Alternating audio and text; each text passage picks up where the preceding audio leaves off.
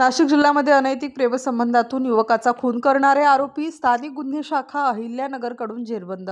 Indiranagar police Thane Nashik शहर येथील गुन्ह्यामध्ये फिर्यादी श्री अशोक रामा काळे वय 55 वर्ष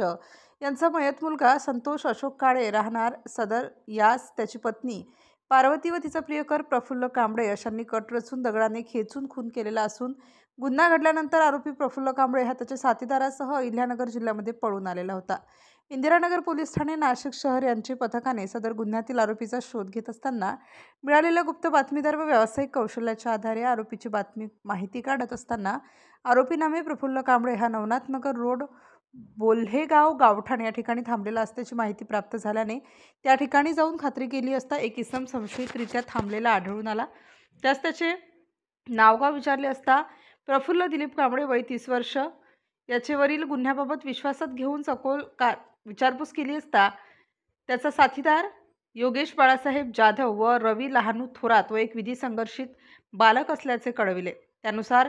प्रफुल्ल दिलीप कांबळे याच्या साथीदारांचा शोध घेत असता योगेश बाळासाहेब जाधव राहणार राम मंदिर जवळ बोल्हेगाव गावठाण तालुका जिल्हा अहिल्यानगर हा मिळून आल्याने त्यास ताब्यात घेऊन त्याच्याकडे सदर गुन्ह्याबाबत विचारपूस केली असता त्याने त्याचे साथीदार प्रफुल्ल दिलीप कांबळे व रवी लहानू थोरात याच्या मदतीने नाशिक या ठिकाणी जाऊन संतोष अशोक काळे याच्या डोक्यामध्ये दगड टाकून खून केला असल्याची कबुली दिली। सदरची कार्यवाही श्री सोमनाथ घारगे पोलीस अधीक्षक अहिल्यानगर यांचे सूचना व मार्गदर्शनाखाली स्थानिक गुन्हे शाखेचे वरील पोलीस अधिकारी व अंमलदार यांनी केली आहे। स्टार न्यूज साठी महेश पाटील, अहिल्यानगर।